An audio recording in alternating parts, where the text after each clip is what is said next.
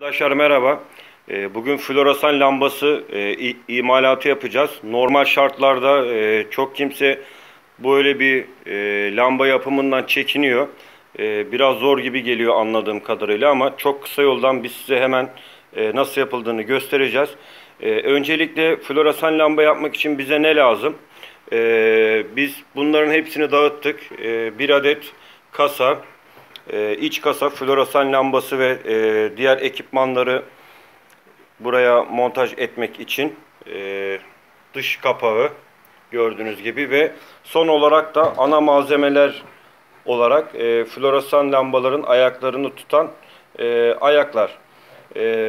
Daha sonra 4-5 metre kadar kablo icap ediyor ve floresan lambasını meydana getirmek için bir yan keski ve bir adet de kontrol kalemimiz olması bize yeterlidir. Şimdi ilk önce floresan lambasının ayaklarını takarak başlayacağız. Arkadaşlar vakit kaybetmemek adına biz 3 taneyi taktık. Son bir tanesinin hemen takılışını gösteriyoruz size. Floresan lambasının. Bu şekilde ayağını takıp şimdi kabloların montajına başlıyoruz. Kablosunun montajına başlamadan önce elektronik balanslar da özellikle bakın şeması burada mevcut. Şeması burada mevcut. Şu iki ayaktan elimle gösterdiğim gibi şuradan gelecek ve şurada gösterdiği gibi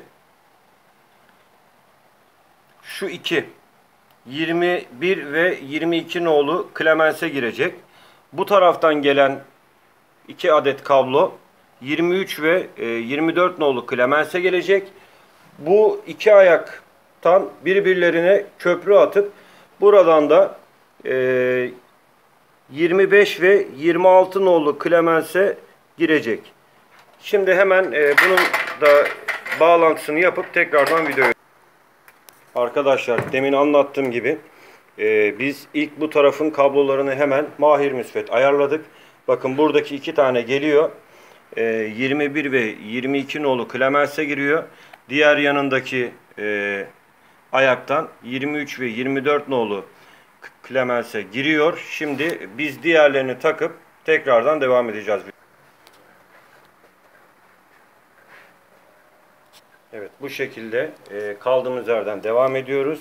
Bakın bu iki ayaktan tekrardan buraya giriş yaptı ve buradan da iki kablo aracılığıyla 25 ve 26 nolu klemenslere girdi.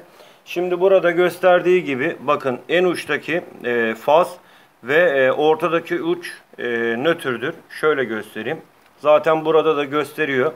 Faz ve nötr. Buraya da topraklama bağlanacak. Biz hemen bağlantılarımızı yapıp ondan sonra son işlem olan floresan lambamızı takıp çalıştıracağız. Evet, buradaki bağlantımızı da yaptık biz şu an. Gördüğünüz gibi faz ve nötre bağlantımızı yaptık.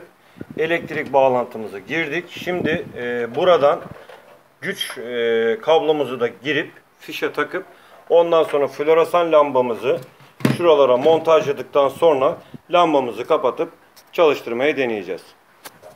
Evet arkadaşlar, biz elektrik bağlantımızı da yaptık.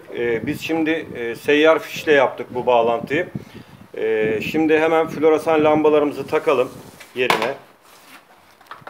Floresan lambalarımızı takıyoruz yerine.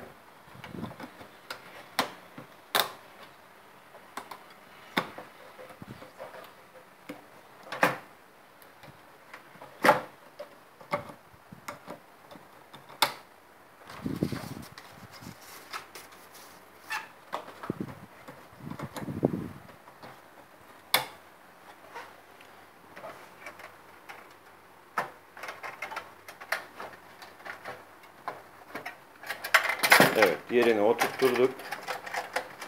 Orta kasamızı, bağlantı kasamızı yerine oturtturduk. Evet, şimdi fişe takıyoruz lambamızı.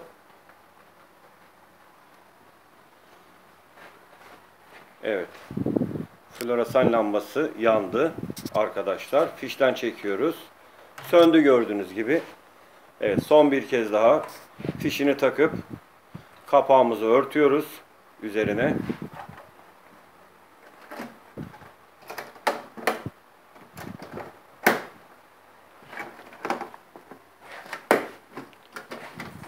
Arkadaşlar floresan lambasını yakmak işte bu kadar basit. Zira şunu da söyleyeyim.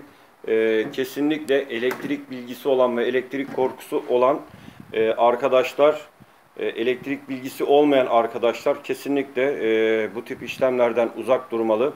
Elektrik maalesef şakası olmayan bir iştir. Şakası ölümle sonuçlanıyor. Onun için elektrik bilgisi olan arkadaşlar, elektriğe eli yatkın olan arkadaşlar bunları bu şekilde yaparsa daha iyi olur.